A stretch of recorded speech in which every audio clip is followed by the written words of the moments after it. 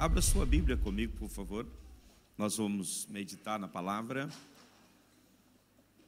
Hoje, o nosso culto especial de Santa Ceia. Vamos ler Hebreus capítulo 1.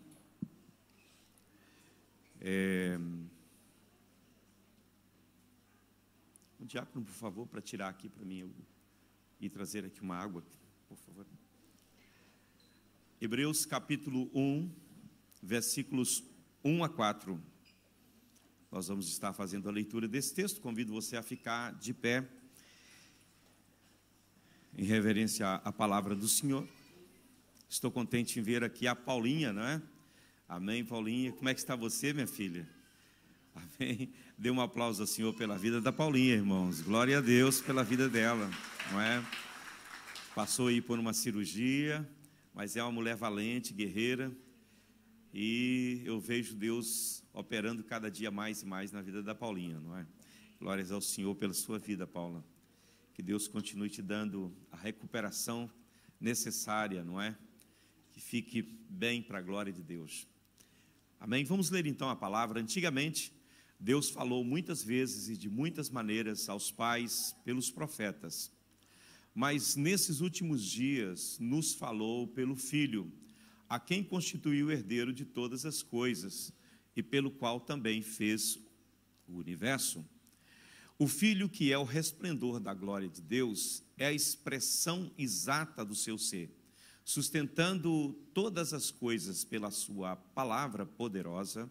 Depois de ter feito a purificação dos pecados, assentou-se à direita da majestade nas alturas, e tendo se tornado tão superior aos anjos, quanto herdou mais excelente nome do que eles. Amém? Pode se assentar, por favor. Quero vos falar hoje a respeito de Jesus Cristo. Ele é o Senhor da igreja, Ele é o nosso Senhor. Em todo o tempo da história do cristianismo, desde a sua fundação até os nossos dias, todos os pontos de divergência em relação ao cristianismo está ligado à pessoa de Jesus Cristo.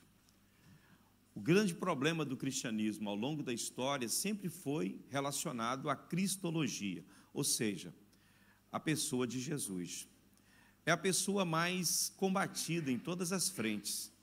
Eles tentam minimizá-lo, eles tentam reduzi-lo à condição de um profeta, de um líder religioso. Eles tentam reduzi-lo à figura de um ser humano normal. E há muitas tentativas de destruir o nome de Jesus Cristo. Mas esse nome é o nome que tem todo o poder. É o nome que está acima de todos os nomes. Não existe nome, segundo Paulo em Filipenses 2, que está acima do nome de Jesus. Se você for observar todos os concílios que houveram na história da igreja, o debate, o foco principal é a questão da cristologia. Desde o primeiro concílio, no primeiro século, né, a igreja estava no seu nascedouro, tinha alguns anos aí de fundação o cristianismo, não é? Nós não estávamos distante assim do Pentecostes, talvez uns 20 anos. O primeiro concílio, que foi o concílio de Jerusalém, está no capítulo 15 de Atos. O debate foi em torno da pessoa de Jesus, não é? Porque os crentes gentios que aceitavam a Cristo como Salvador, os judaizantes, né, os descendentes do judaísmo, queriam mostrar que eles não poderiam simplesmente seguir a Cristo sem guardar a lei, eles precisavam guardar também a lei. E que se eles não guardassem a lei, não seriam salvos, querendo com isso diminuir a pessoa e o sacrifício de Jesus. Então, o primeiro concílio, que se deu na cidade de Jerusalém, na era apostólica, debateu sobre esse tema de que o nome de Jesus é um nome que deve ser pregado a todas as pessoas, e que todas as pessoas, independente da sua origem, da sua classe social, da sua cor, da sua raça, tem direito de seguir a Cristo, de ser um servo dele e de ir para o céu, que a porta do céu foi aberta para toda a gente, e que em Jesus, conforme Paulo diz em Colossenses, não há mais distinção, não há bárbaro, não há grego, não há judeu, não há servo, não há livre, todos são um só, na pessoa de Jesus Cristo. Então o grande debate foi esse. Depois veio o concílio de Nicéia, de Calcedônia, no quarto e no quinto século. O debate foi sempre sobre a pessoa de Jesus. E por último, e não menos importante, os grandes debates que houveram no meado do século XVIII, início do século XIX, com o surgimento de muitas linhas doutrinárias que reduzia Cristo a semelhança de pessoas, colocava o homem em pé de igualdade com Jesus, tirava Jesus do centro e colocava o homem como o centro, e esse evangelho tem perpetuado por décadas, e tem chegado no nosso tempo. Ainda hoje, Jesus não é o centro de muitas reuniões e de muitos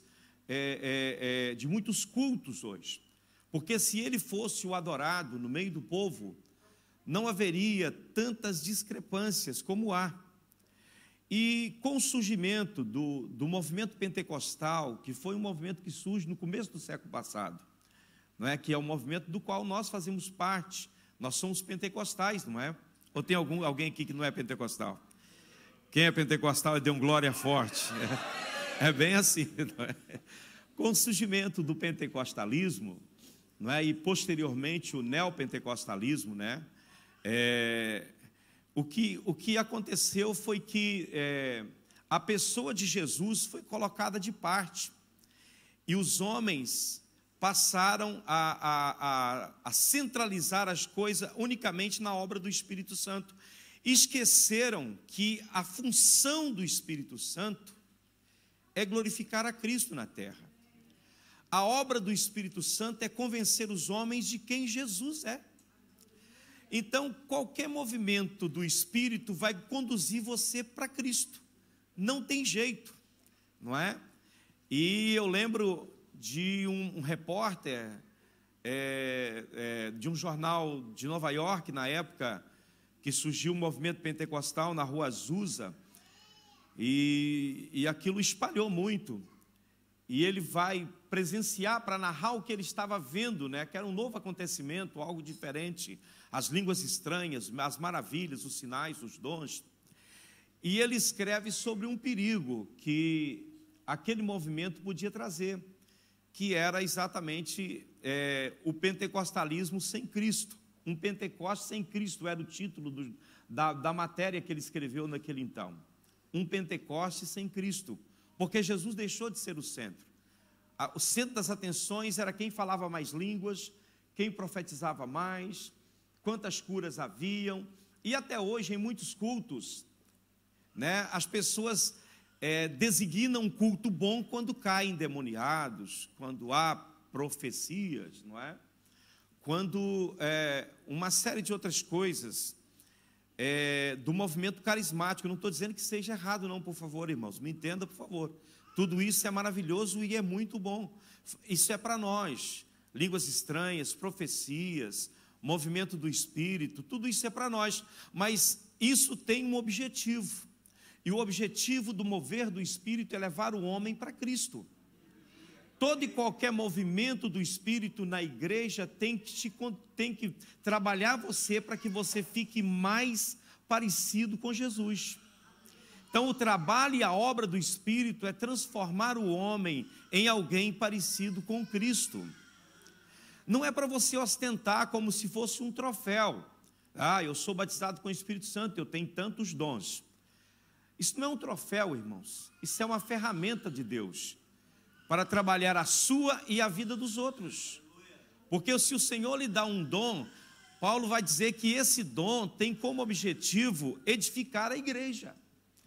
E a edificação da igreja passa exatamente na conscientização das pessoas sobre quem é Jesus. Quem é Jesus? E eu falo com muito temor diante de Deus, que o meu receio é que hoje poucos crentes conheçam Jesus de fato. conheça quem Ele é de verdade. Porque se você conhecesse Jesus, não viveria assim. Não viveria uma vida de temor, de medo, de pavor, de incertezas, de inseguranças, a ponto de te levar de um lado para o outro para tentar buscar soluções que já está em você. Porque se o Espírito de Cristo habita em você habita a plenitude de Deus, todo o poder e toda a plenitude do Senhor opera na sua vida. Amém?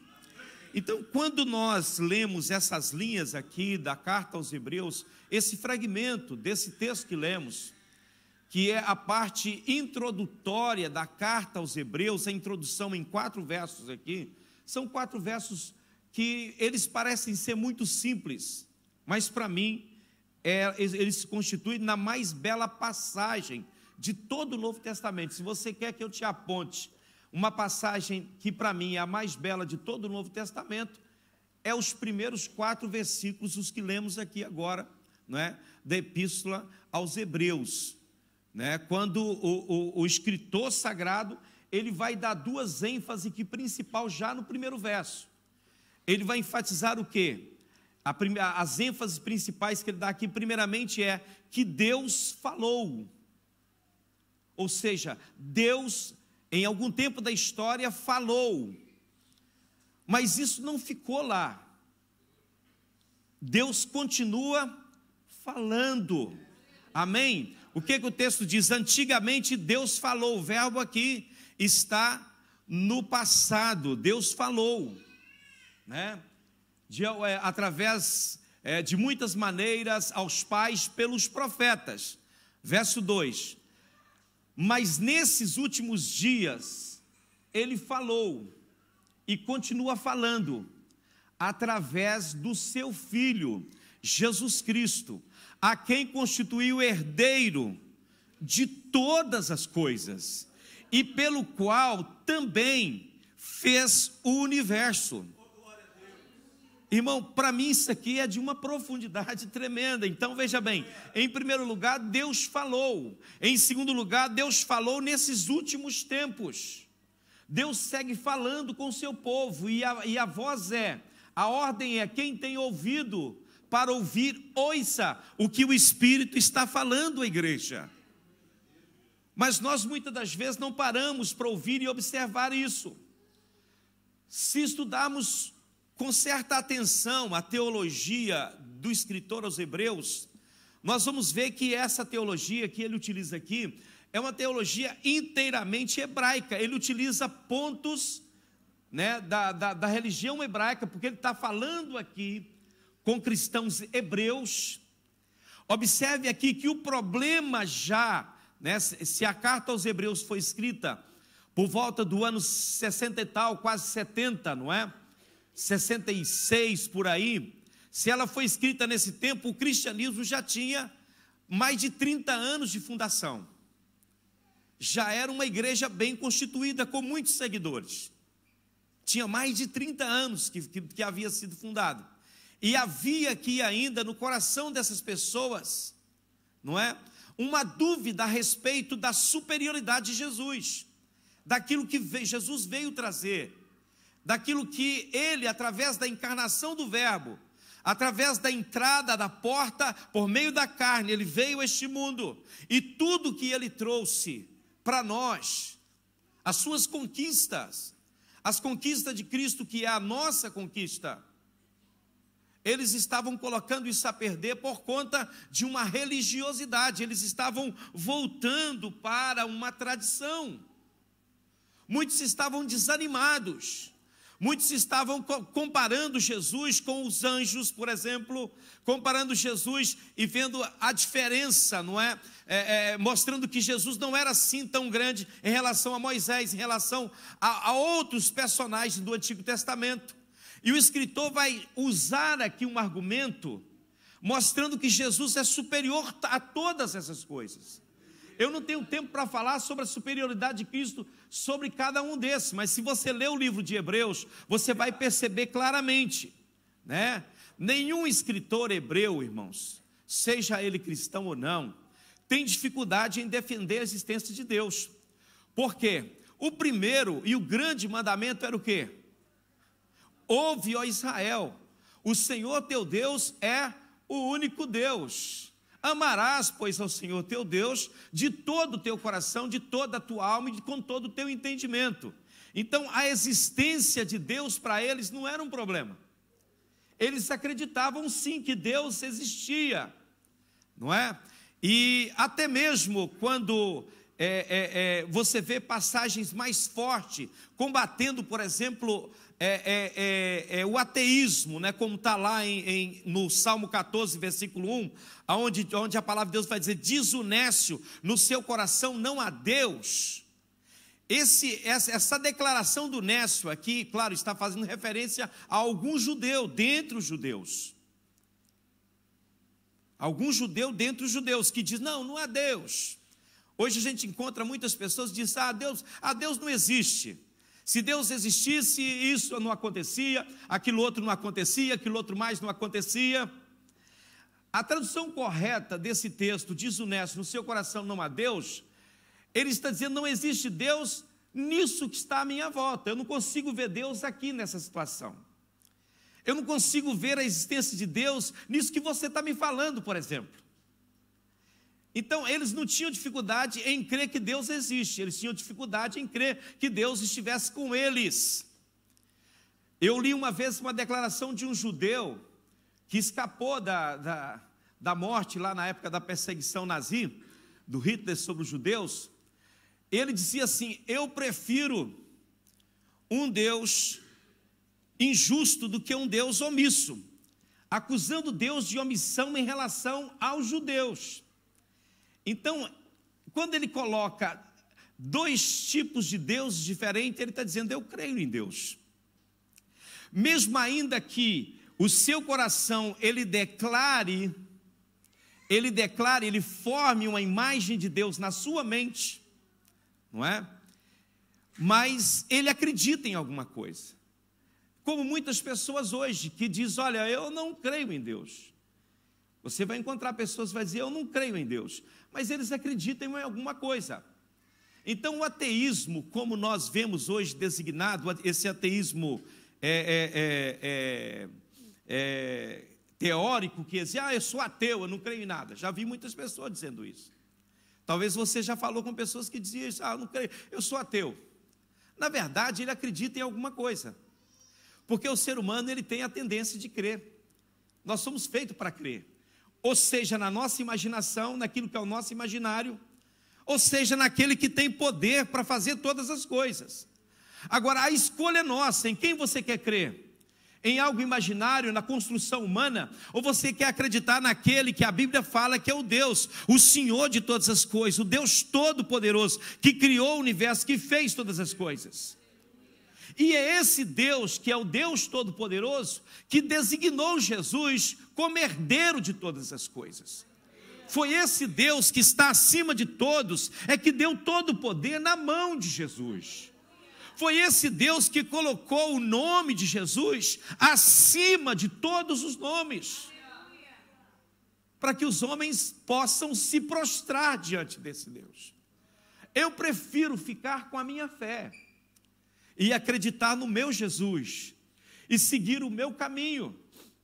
Muitos podem chamar o cristão que pensa como eu de quadrado, de radical, de tradicional, porque hoje a coisa banalizou, é ou não é?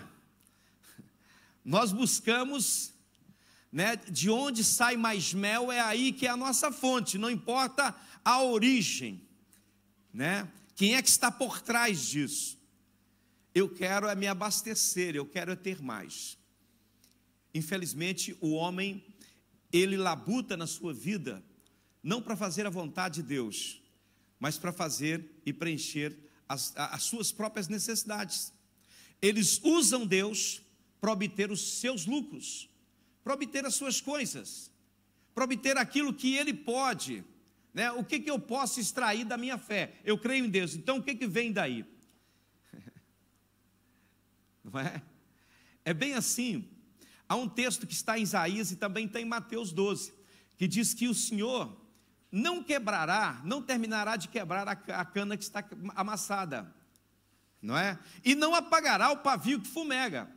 Esse texto que está em Mateus, ele vem imediatamente após Jesus ter sido expulso, por ter curado um homem. Ele foi expulso de Jerusalém, porque num dia de sábado ele curou um homem da mão ressecada. Eles expulsaram Jesus, e a sequência desse texto, onde eles expulsam Jesus, Jesus sai de Jerusalém e encontra uma multidão de gente doente. Ele poderia ter passado de largo, uma vez que me expulsaram, deixar essas pessoas de lado, mas não.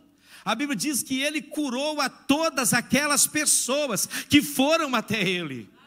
E na sequência desses milagres que Jesus fez, Mateus fala que ele não partirá a cana que está amassada, e nem tampouco apagará o pavio que fumega.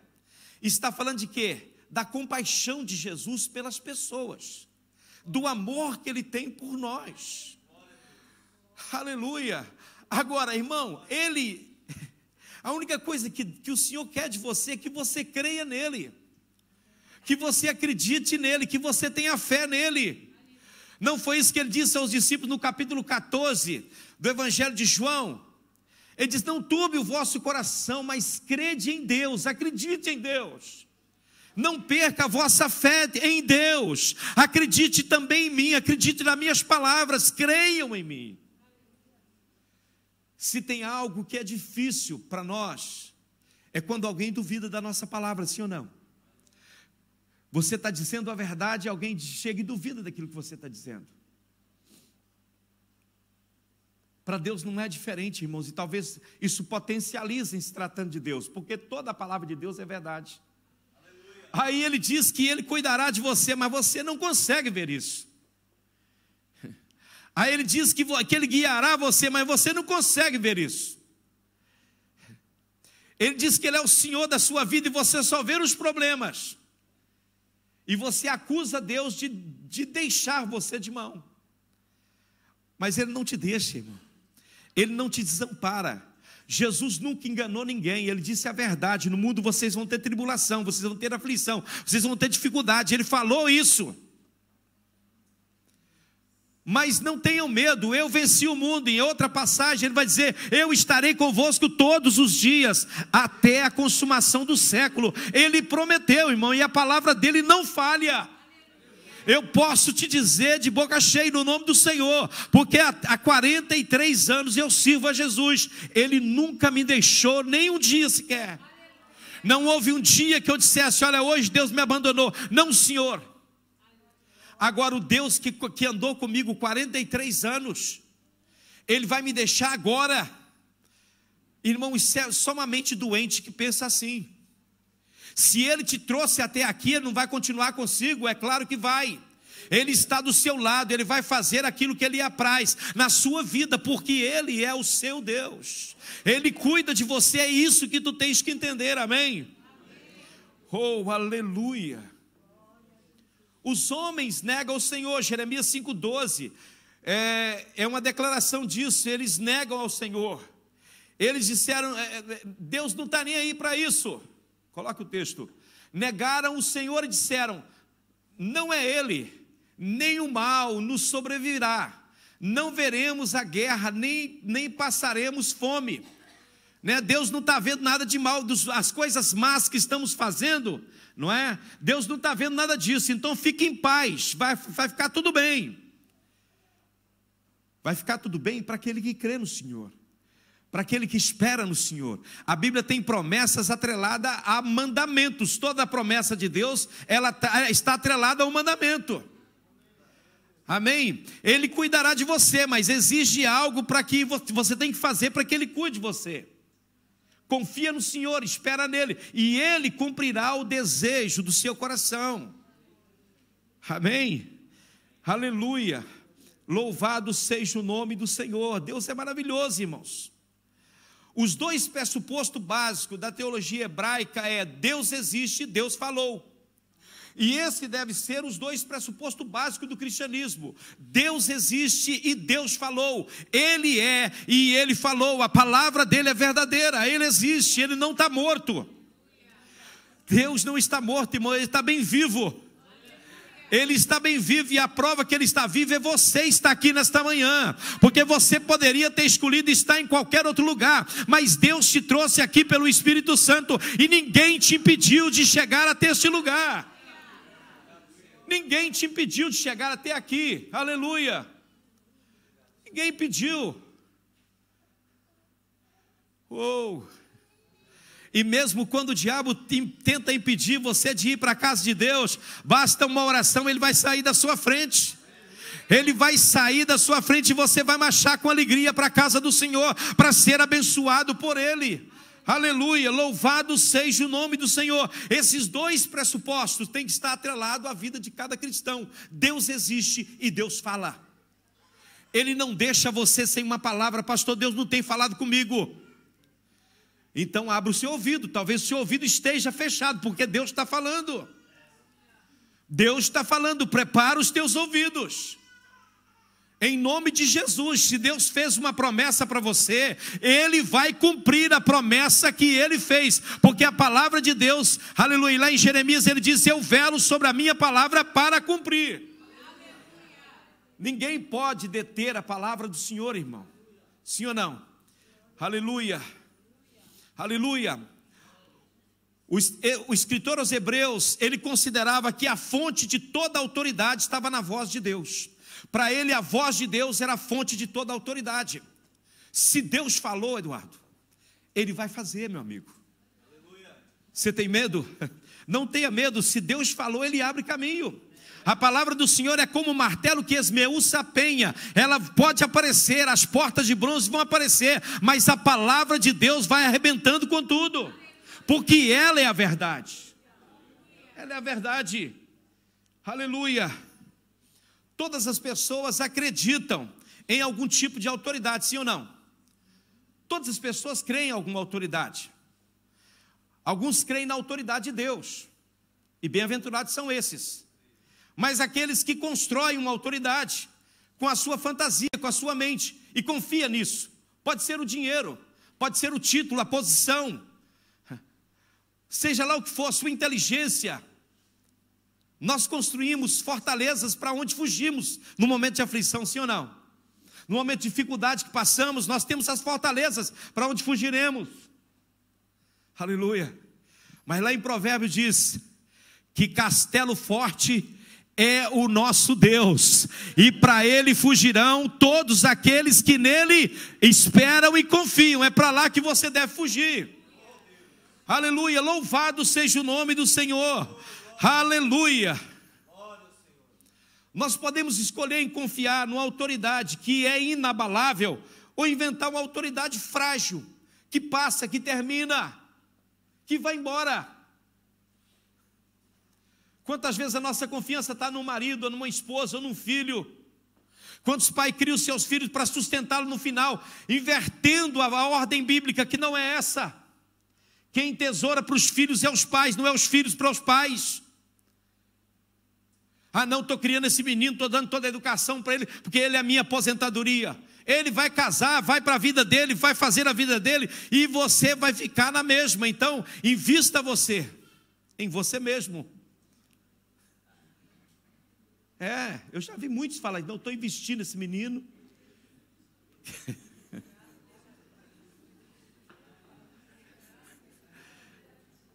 Não é assim que a Bíblia diz, principalmente para quem tem filho homem aí, não é? Quem tem filho homem, o filho vai embora, né? A filha às vezes fica perto da gente, não é? Porque a Bíblia diz, quem deixa o pai e mãe é o homem, deixará o homem, pai e mãe, não é?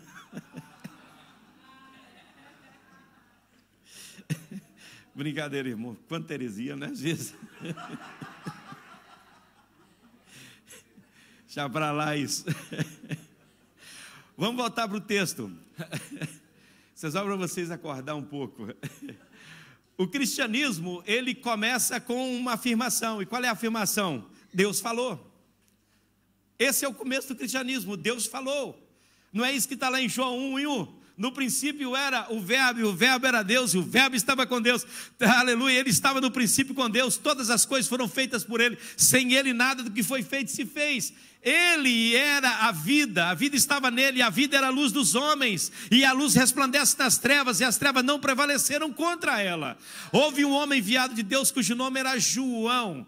Este veio como testemunho para testificar a respeito da luz, para que todos viessem a crer por meio dele. Ele não era a luz, mas veio para dar testemunho da luz. A verdadeira luz que é vinda ao mundo ilumina toda a humanidade. O Verbo estava no mundo, o mundo foi feito por meio dele, mas o mundo não conheceu. Veio para o que era seu, os seus não receberam. Aleluia, mas a todos quantos o receberam, deu-lhes o quê? O poder de serem feitos filhos de Deus, a saber, aos que creem, repete comigo mais uma vez, aos que creem no seu nome, é esse nome, aleluia, é o nome de Jesus, esse nome que você deve declarar sobre a depressão, você deve declarar sobre a sua família, você deve declarar sobre os seus negócios, você deve declarar sobre a sua vida, é o nome de Jesus, esse nome precioso, aleluia, aleluia, aleluia, glória a Deus. Para o escritor aos Hebreus, Cristo era a voz de Deus. O que Deus disse parcialmente através dos profetas, agora ele diz de uma forma plena através de Jesus. Aleluia, a revelação era parcial. A Bíblia foi escrita num período de 1500 anos aproximadamente, por cerca de 50 escritores. Não há contradição, cada um contribuiu com a sua parte. Mas ela é a somatória da pessoa de Jesus. Jesus é a plenitude da palavra, ele é o Logos de Deus, ele é a própria palavra encarnada. João, lá na sua primeira carta, vai dizer: olha, os nossos olhos viram e as nossas mãos tocaram no Verbo vivo. Aleluia, estava ali a palavra. Aleluia. Deus falou de uma forma central através dos profetas. Através de Amós, do profeta Amós, ele falou de justiça. Através de Isaías, ele falou de santidade. Através de Osés, ele falou de um amor perdoador. Porém, cada um desses assuntos era apenas um fragmento da verdade total a respeito do caráter de Deus. Agora, em Jesus, fez-se conhecida a verdade absoluta. Tudo que o homem precisa está em Jesus, aleluia. Você quer santidade, está em Jesus. Você quer justiça, está nele. Você quer amor, está nele. Você quer perdão, está nele. Você quer alegria, está nele. Ele é o centro de tudo, aleluia. Dê um aplauso a esse Jesus, irmãos. Isso é maravilhoso. Oh, aleluia. O texto diz, o cristianismo ele começa com a palavra de Deus. E a palavra de Deus é tudo para nós. Agora, o texto prossegue dizendo: havendo Deus falado aos pais, muitas vezes e de muitas maneiras. Isto mostra a riqueza do que Deus falou e a variedade do que Deus falou. Isso é maravilhoso, irmão. Quão rico é o que Deus falou. Você pega qualquer fragmento da Escritura, qualquer que você quiser. Escolha um texto da palavra qualquer, ou até um versículo dela. E eu deixo esse versículo com você e quero que você esgote esse versículo. Que você estude ele até você alcançar a profundidade dele. Sabe o que vai acontecer com você? Quando você achar que alcançou a profundidade, você está apenas na superfície. Aleluia. Então, como não há uma forma, aqui, uma riqueza na palavra de Deus. Eu não sei por que nós vivemos atrás de outras coisas, irmãos, e não nos apegamos à palavra, ao que está escrito, ao que foi dito pelo Senhor, o que Deus prometeu para você. Eu me lembro de um homem, pai de uma família numerosa, havia tentado tirar sua própria vida algumas vezes, achava que a vida não valia a pena, porque via a família sofrendo e não conseguia ajudar a família, ele mesmo não conseguia se ajudar. Esse homem passou 30 dias sem conseguir dormir. O desespero de um pai de família que lutava para sustentar os seus filhos. E um dia alguém passou na casa deste homem e deu a ele uma Bíblia e disse: olha, estude isso aí, porque aí pode estar a resposta para a sua vida. Aquela pessoa não fez mais nada, simplesmente lhe deu uma Bíblia. E esse homem começou a ler a Bíblia, e foi lendo, até que ele encontrou um versículo que diz assim: crê no Senhor Jesus, e será salvo tu e a tua casa. Ele disse: eu quero isso aqui. Ele procurou uma igreja batista, assistiu o culto, e qual era a pregação daquele dia do pastor? Crê no Senhor Jesus, e será salvo tu e a tua família. No final o pastor fez o apelo e levantou as mãos. Chegou em casa, reuniu a família e disse: olha, a partir de hoje eu sou crente. E o pastor falou, e a Bíblia falou, que se eu cresce no Senhor Jesus, eu seria salvo e toda a minha família. E eu creio que todos vocês serão salvos.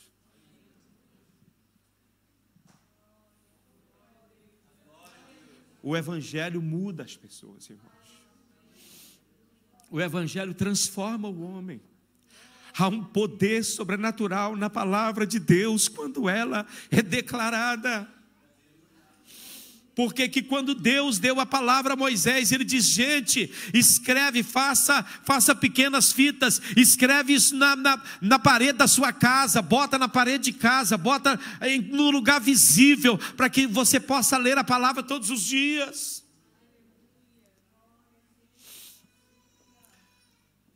Está ali a palavra. E a palavra ela é como um martelo, ela vai arrebentando com tudo. E esse homem que creu no Senhor Jesus, ele serviu a Deus por cerca de 50 anos. Ele morreu aos 92 anos. E ele era meu pai.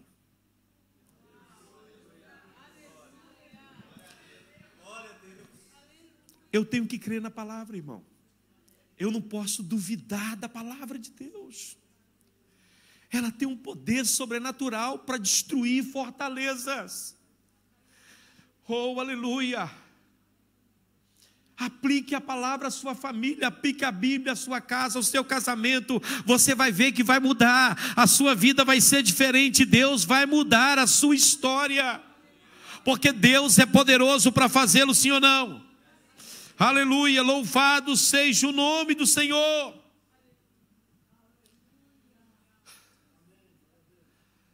Aleluia. Deus fala sim ou não? Aleluia. Deus falou e Deus continua falando. Deus continua falando, Deus continua falando, Deus não parou de falar. Ele fala nesse tempo, Ele está falando com você nesta manhã. Ele está dizendo para você: não duvide, crê somente e você vai ver o milagre. Você está pensando em desanimar, Deus manda te dizer: continua mais um pouco. Aleluia, como Deus falou com Jairo ali, quando chegaram e disseram: olha, não vai mais, não incomode mais o mestre, porque sua filha já morreu. Oh, aleluia. Jesus chegou no ouvido de Jairo e disse: Jairo, não temas, mas creia somente. Aleluia. Essa é a palavra de Deus para você. Não tenhas medo. Pastor, mas você não conhece a minha filha, você não conhece o meu filho, você não conhece o estado. Eu tenho certeza que ele não está morto, igual a filha de Jairo estava. Talvez esteja morto no pecado, mas não está morto fisicamente. Aleluia. E Jesus entra na casa de Jairo, manda sair toda a gente e diz para eles assim: por que vocês estão chorando? A menina não está morta, ela só dorme, mas eu vou acordar ela agora. Menina, a ti te digo, aleluia, levanta-te, oh glória. O dia você, aleluia, Jesus vai entrar na sua casa, pegar na mão do seu filho e vai dizer: filho, levanta-te. Oh, aleluia, filha, levanta-te. Oh, glórias do Senhor, porque Ele pode fazer. Ele pode fazer, sim ou não? Eu creio. Eu creio que Ele pode fazer. Deus falou de muitas maneiras no Antigo Testamento. Aleluia, e Ele fala hoje. Ele falou através de manifestações, de teofanias, como aconteceu com Jacó. Ele falou por meio de vozes, como aconteceu com Samuel ali, onde ele ouve a voz de Deus. Ele falou através de visões, como foi com Isaías, através dos seus oráculos, através de sinais, Deus falou. Aleluia, ele falou através de voz mansa e delicada, como Elias na caverna. Ele falou através da compaixão chorosa de Jeremias. Ele falou o coração daquele povo, através das denúncias em tom de trombeta que Amós trazia. Se você ler o livro de Amós, você dá até risada, não é? Porque ele fala com a dureza, com os pecadores de Betel, que a palavra é dura. Pensa você, escute lá, falta Amós hoje, não falta, irmão? Gente com essa coragem. Jeroboão II, ele vai fazer um culto em Betel aos bezerros de ouro dele. Convoca os sacerdotes, reúne o povo e prepara a festa. Aí chega um camponês, um criador de ovelha, um plantador de sicômoros, né? Ele chega ali, ele disse: olha, eu não sou profeta, nem filho de profeta, eu sou um camponês aí. E ele bota o púlpito bem na frente da igreja de Jeroboão, que era o rei. E o culto está para começar, lá na falsa igreja. E ele grita do lado de cá. Lê o livro de Amós, que é até interessante se ler. Ele começa a falar com voz de trombeta.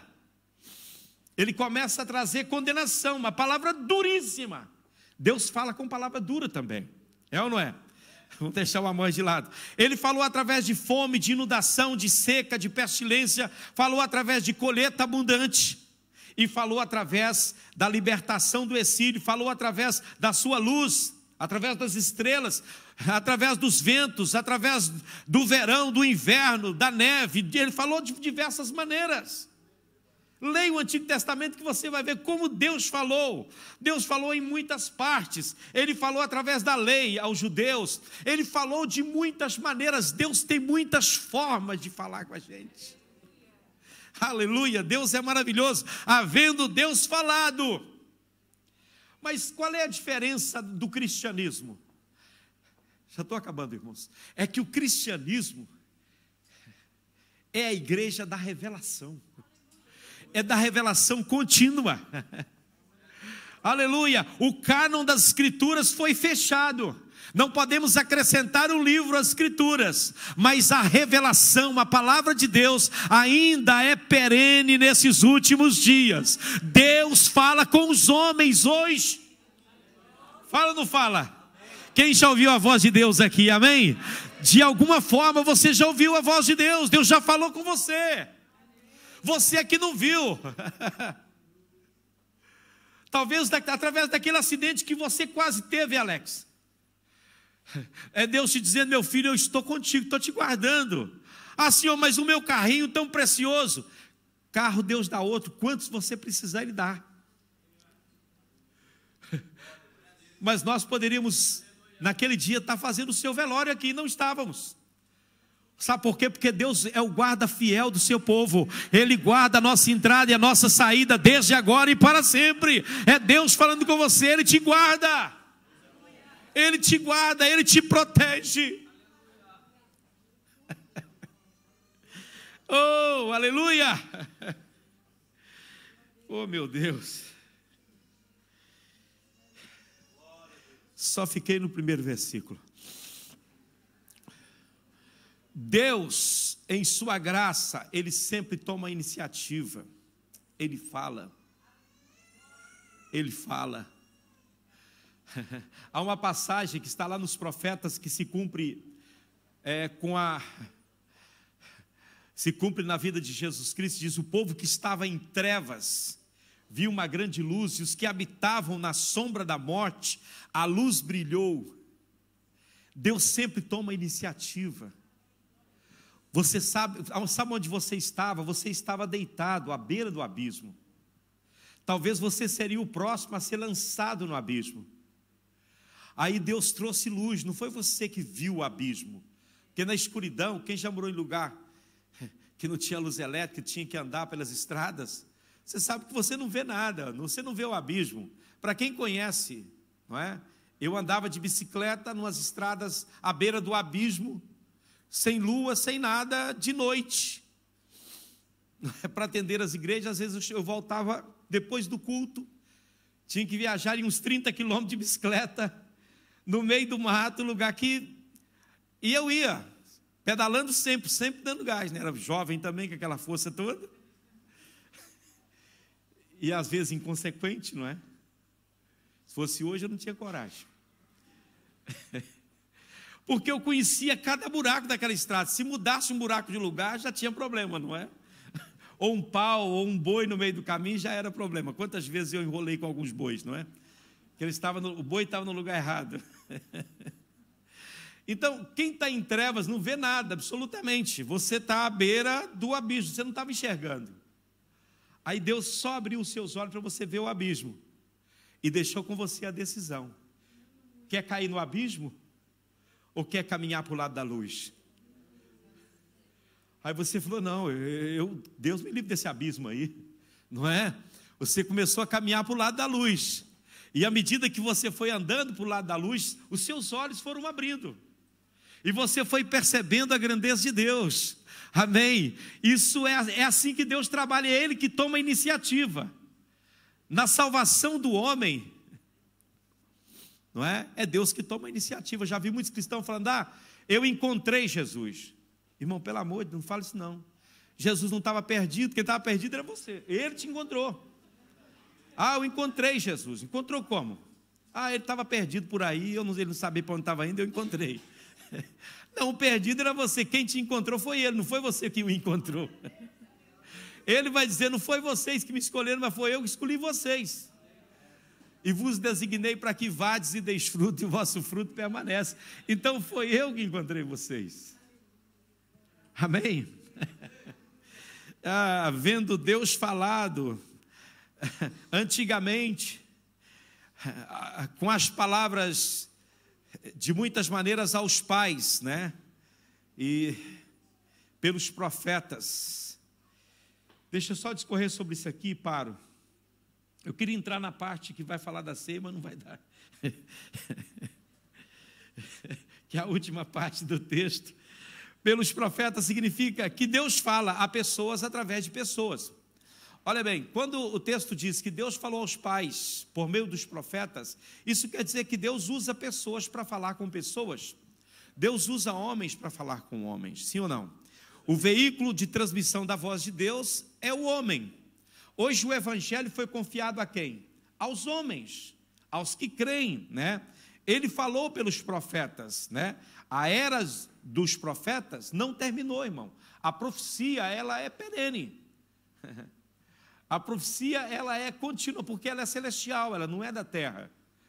As coisas terrenas cessam, não é? Aonde que as profecias vão cessar? No céu. Não é? O texto vai dizer lá em 1 Coríntios capítulo 13, havendo profecias, vai cessar naquele dia. Mas elas vão cessar onde?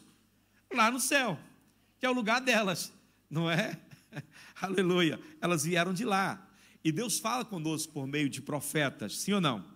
Ele fala conosco por meio de testemunhas, de homens e mulheres que são cheios dele, para transmitir as verdades dele ao nosso coração. Amém?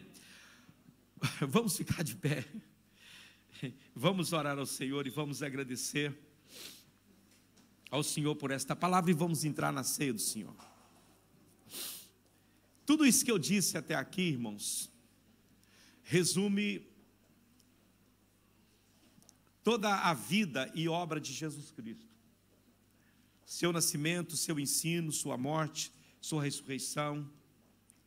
Cadê o pessoal do louvor? Pode vir. Através dele, Deus nos deu esta palavra que é para o tempo do fim. A mensagem profética para o tempo do fim é: Deus estava em Cristo reconciliando consigo mesmo o mundo. A mensagem que deve ser pregada é Cristo. Paulo vai dizer em Coríntios: eu nada me propus saber entre vós, senão a Jesus Cristo, e esse Cristo crucificado. Aleluia. Deus falou de muitas maneiras no passado, hoje Ele fala por meio de Jesus. A mensagem de Deus é a mensagem de Cristo. Amém? Nós não estamos desfazendo de nada que foi falado no Antigo Testamento, é a palavra de Deus, é claro. Mas hoje Deus tem uma forma diferente de ministrar aos nossos corações. Agora, ouça o que eu vou dizer aqui, porque isso é muito importante. É uma palavra profética que Deus falou comigo esta manhã. Deus falou comigo muito fortemente esta manhã a respeito disso, das coisas que têm acontecido nesses últimos dias. Irmãos, nós precisamos entender que a história cristã, ela só tem significado e sentido se ela for analisada a partir de Jesus. A história da igreja tem sido a expressão de nossa capacidade de ouvir, ou de deixar de ouvir, ou de recusar em ouvir a voz do Filho de Deus. Se você examinar a história da igreja, você vai ver que todos os que acertaram na sua caminhada ouviram a voz de Deus. Todos os que erraram na caminhada ou falharam em algum momento, falharam por não ouvir a voz de Deus. E todos os que permaneceram no erro, permaneceram por recusar ouvir a voz de Deus. Isso se aplica a uma igreja, mas se aplica a cada um de nós. A sua vitória está num ponto único: ouvir e obedecer a voz do Senhor, sem questionar, mesmo sem entender. Mesmo que você não entenda aquilo que Deus está falando, mas se Ele está dizendo, faça que Ele será glorificado. Quer experimentar o fracasso? Deixe de ouvir a voz de Deus. Siga o seu coração, siga a sua mente, o seu entendimento, siga as pessoas, siga a mente dos homens. Você quer permanecer caído? Recuse as iniciativas do Espírito de Deus de falar com você. Todas as nossas denominações representam algum caso em que deixamos de ouvir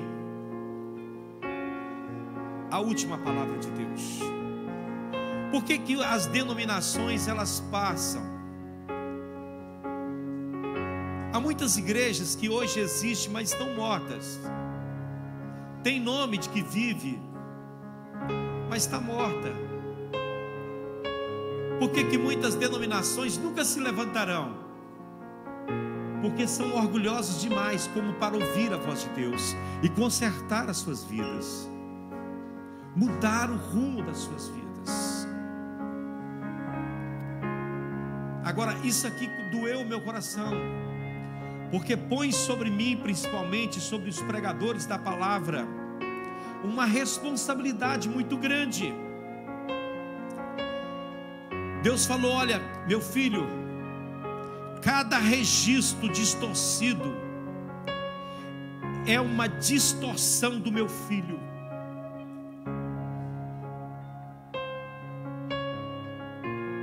Cada vez que você pregar uma palavra distorcida, você está distorcendo o próprio Jesus, porque Ele é a palavra.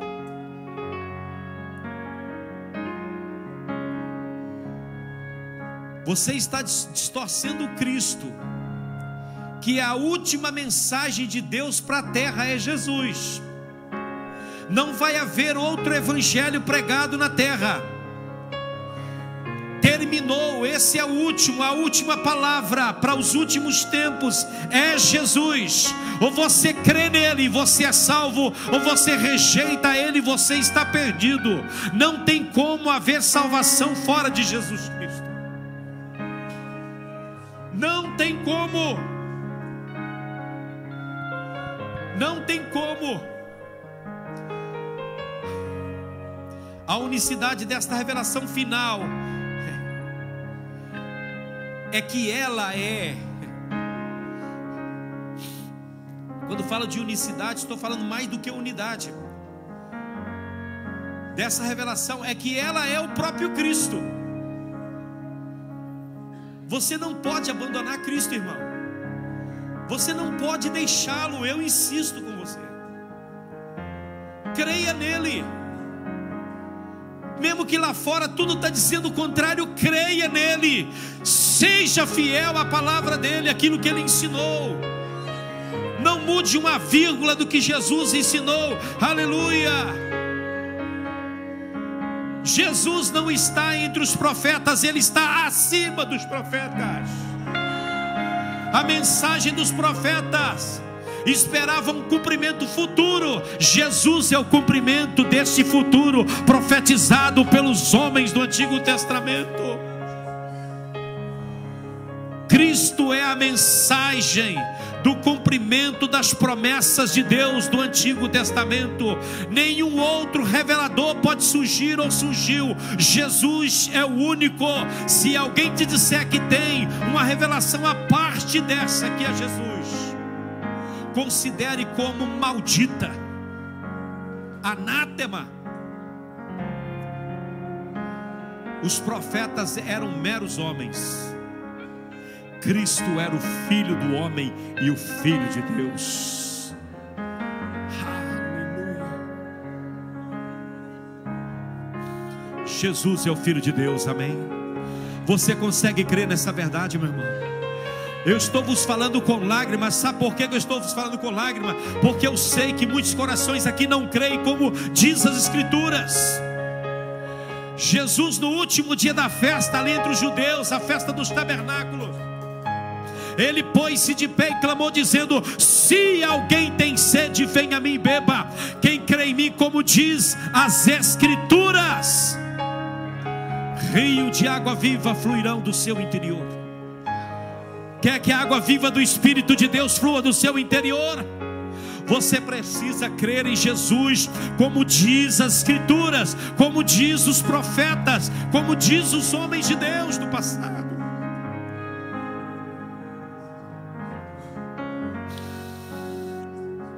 Oremos ao Senhor.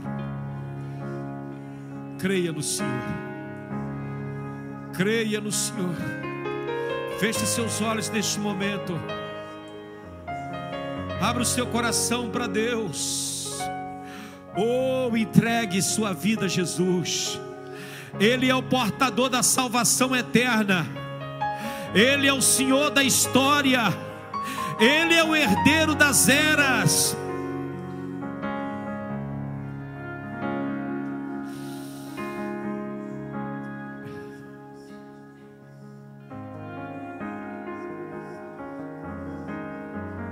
Cristo, o Filho de Deus, é o único veículo válido por meio do qual você pode aproximar de Deus.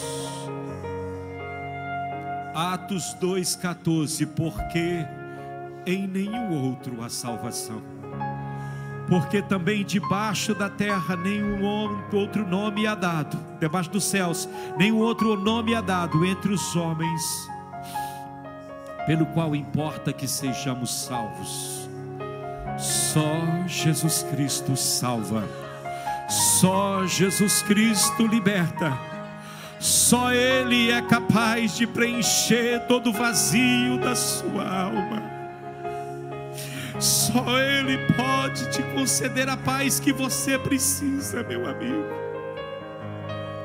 Você que está desesperado, você que não sabe o que fazer, você que veio hoje aqui dizendo: é meu último dia, mas você hoje ouviu o Evangelho e Deus está abrindo, iluminando o seu coração. Ele está dizendo para você: há esperança. Lá, Senhor Jesus Cristo, Filho de Deus e nosso Salvador, eu te adoro nesta manhã desse dia, Deus. Eu te adoro por seres o meu Salvador, o meu Deus, a minha rocha, o meu refúgio, a minha fortaleza, o Deus em quem eu confio. Quero te louvar, Senhor, pelo grande privilégio de ser salvo pela graça, de ser alcançado pela tua palavra, por fazer parte deste povo, Deus, que aguarda, juntamente com o Espírito clama. Ora vem, Senhor Jesus, vem, Senhor, vem, Senhor, traga, Deus, o alívio ao coração deste homem, desta mulher que está em aflição. Que o Senhor abençoe a cada um dos teus filhos, que o Senhor nos ajude.